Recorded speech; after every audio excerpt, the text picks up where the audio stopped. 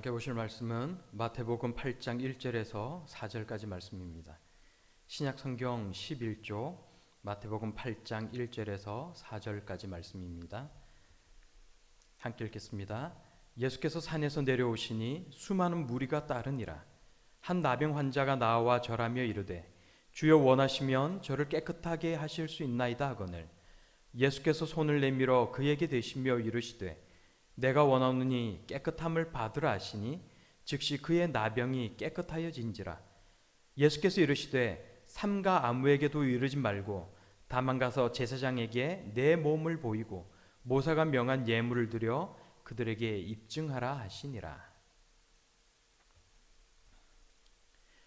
오늘 성경 말씀은 나병 환자를 치유하신 예수님에 관해 우리들에게 들려주고 있습니다. 짧은 이 본문 안에서 나병 환자의 고통과 외로움 그리고 나병 환자의 큰 결심에 관해서도 동시에 우리들에게 들려주고 있음을 알 수가 있습니다.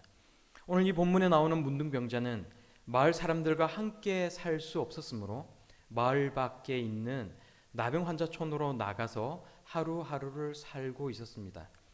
그런데 이 사람과 알고 지냈던 사람들과 전혀 교류도 할 수 없었던 이 외로움과 고립감은 아마도 이 나병 환자를 참으로 힘들게 하였을 것입니다.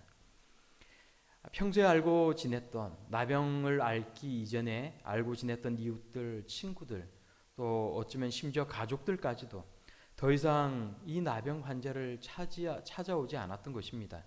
자신과 똑같은 병을 앓고 있는 사람들, 그래서 그전에는 결코 알지 못했던 새로운 사람들과 함께 모여서 세상과 분리되고 거부되어진 그곳에서 함께 살고 있던 이 사람의 그 마음이 여러분 어떠했겠습니까? 서정주 시인이 쓴 문둥이라는 시를 여러분 혹시 기억하십니까?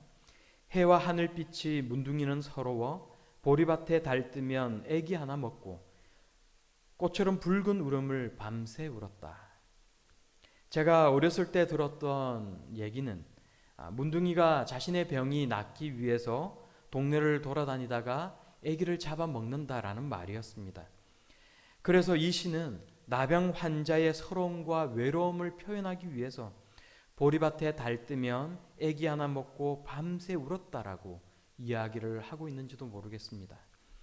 제가 아주 어렸을 때에 지금도 기억나는 것은 동네 어귀에 문둥이가 나타났다라고 하면 이제 저와 같이 어린 아이들은 이제 집으로 겁이 나서 숨어 들어가는데 조금 큰 아이들은 우르르 몰려 나가서 문둥이가 빨리 다른 곳으로 가라고 돌을 집어 던졌다라는 이야기를 들었던 그런 기억이 납니다.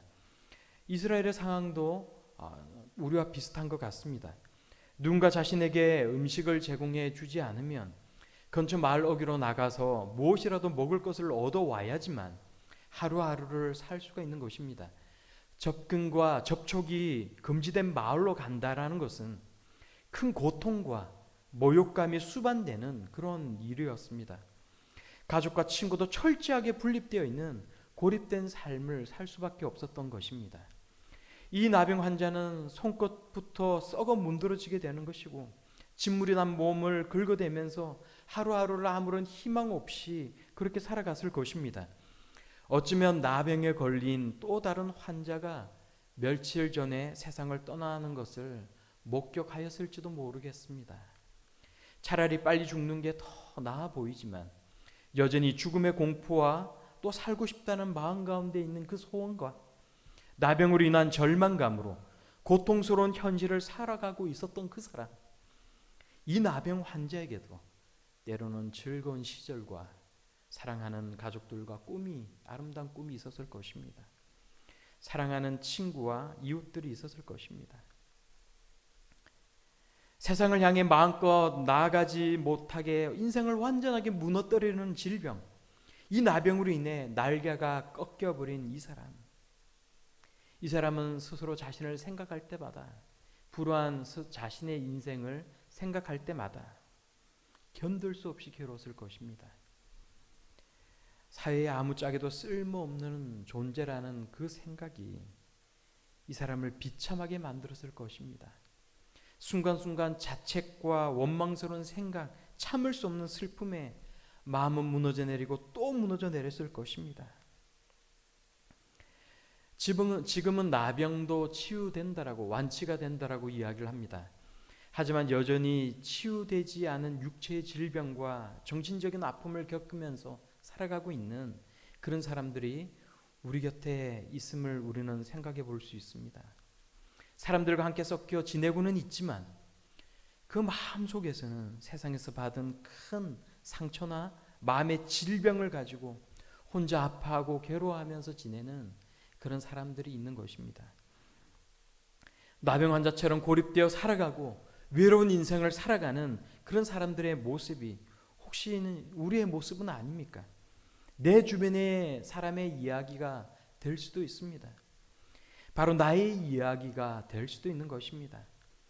그런데 날마다 몸이 썩어져 들어가고 날마다 마음에 썩어져 들어가는 그 험한 모습으로 비참하고 저주스러운 삶을 살아가던 이 사람에게 어느 날 희망스러운 소식이 들려옵니다.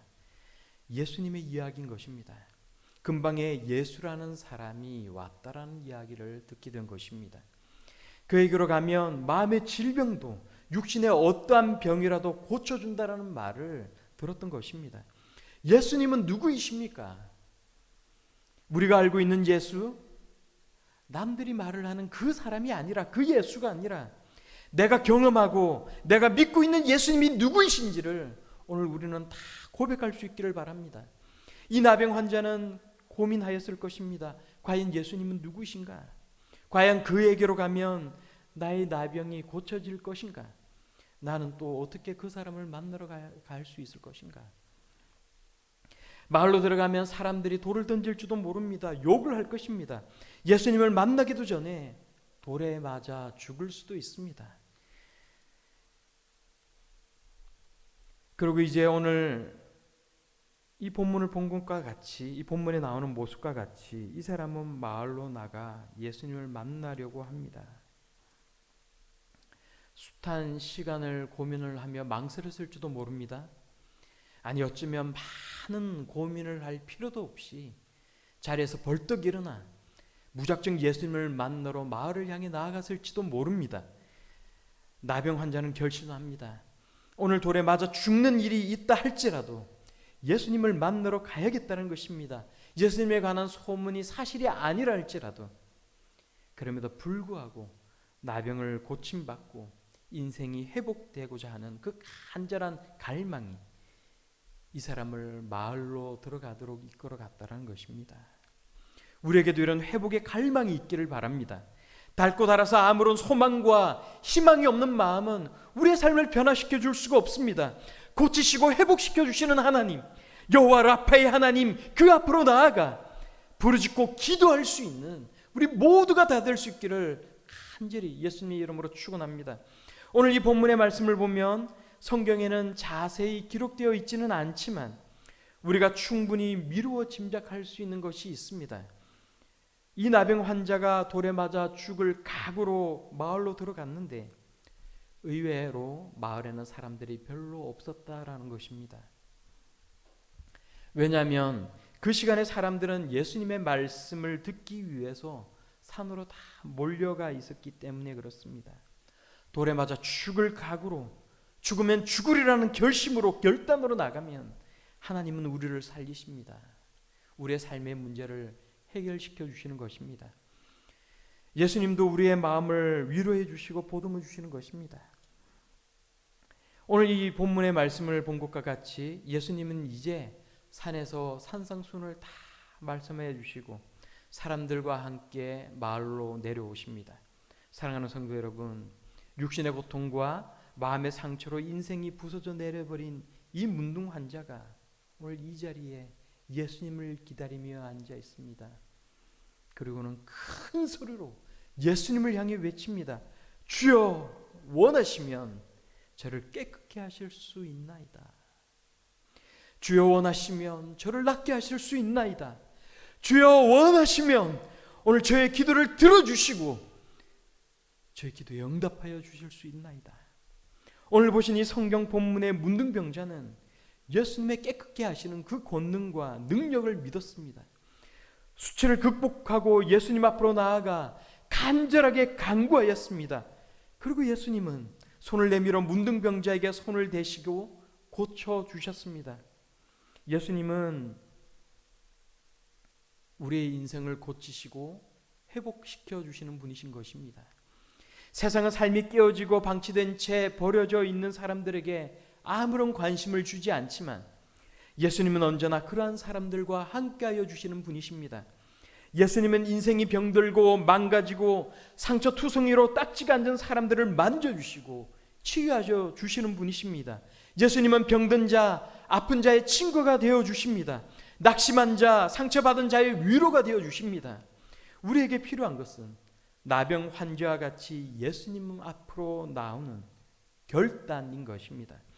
마음만 있을 뿐 실천되어지지 않는 간절한 기도, 그것을 실천에 옮기는 것이 오늘날 우리에게 필요한 것입니다. 예수님 앞으로 나올 수 있기를 바랍니다.